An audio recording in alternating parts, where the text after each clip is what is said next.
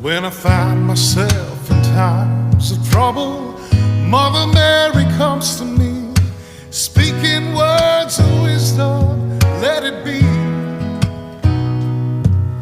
And in my hour of darkness, she is standing right in front of me, speaking words of wisdom, let it be. Let it be.